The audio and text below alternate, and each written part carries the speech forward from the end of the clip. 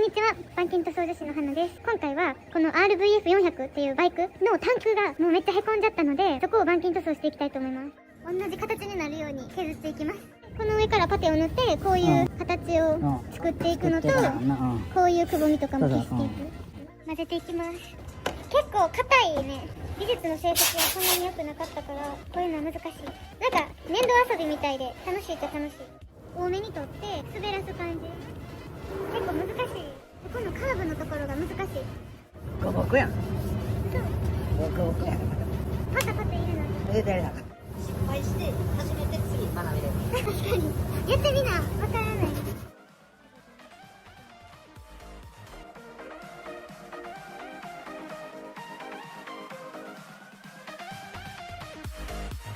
これが塗ってから乾いた状態です。大体の形はどうですかね。結構合ってきたんじゃないかなって。このくびれラインのところとか R のところとか、こっちのねへこみのところとかも合ってきたんじゃないかなと思うんですけど、やっぱりこのパテの凹凸がたくさんあるので、これをもう一回前最後に使った120で、120がいけたら次は240も使ってどんどん目を細かくしていきます。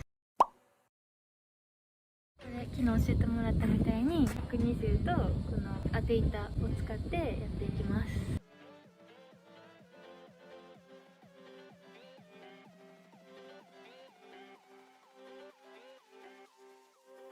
この240のペーパーでもっとつるっとさせていきたいと思います。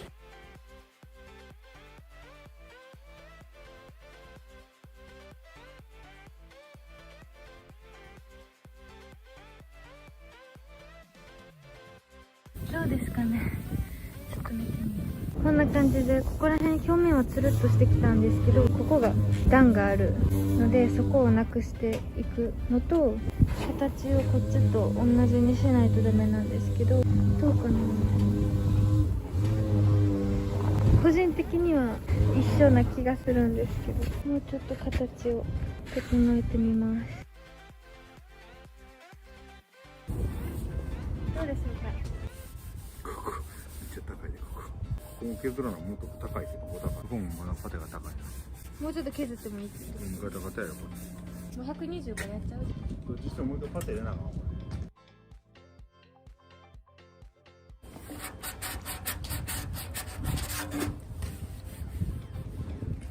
ここはここ触ってまず。こういう感じや。で心がガクってなってへん。もわってなってへんやろ。うん。そういう時は角立ってるやろ。ここだけな角立ったねん。手でやっていいの。いや、ええよ。なんでも。なぜ形が最後できたらええねんや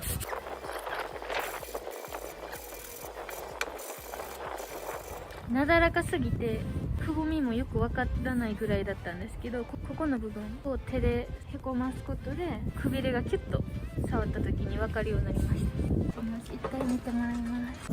あ、ここガタガタやな。この辺はいけてる。もう一回パテの体験ちゃう。おお。俺が塗ったのはあれじゃ研ぎやすいんじゃん。一回俺が塗ったのは手研いでみるか。うん、分かった。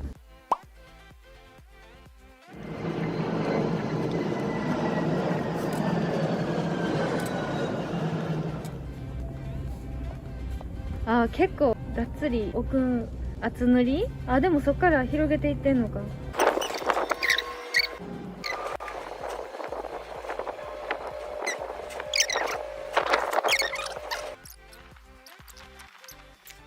おー、多分これ映像でも分かるぐらい違う、私の時と。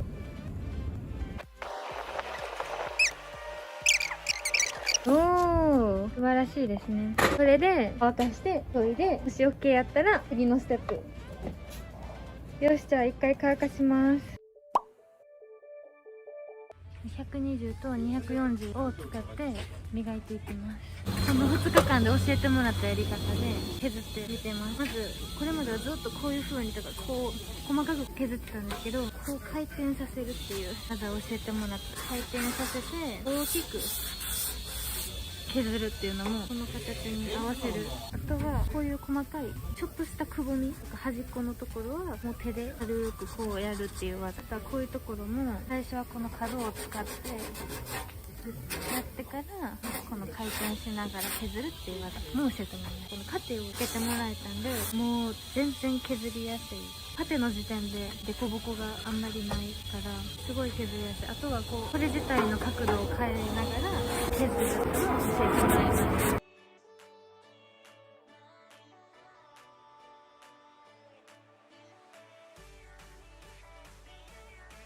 見てもらいます。まあこの辺かもうよこの辺でいこう。これでいこうか。いける？合合格？このちょっと合格ですか？まあまあもうこんなもんだよ。できてるってこと？まあまあまあまあ、やったー。ようやく。ちょっとこの辺とかもうちょっときれいになだらかにしといたら触ったら段なんてるから。もう段なんて一つも見つからなかったで。そうそう。どこ？なってないやで。ってるやん、こう段。そう、指紋おかしいんじゃん。あ、なってるわ。段なってたわ。じゃあここだけやって、サフェイサーに振っていきます。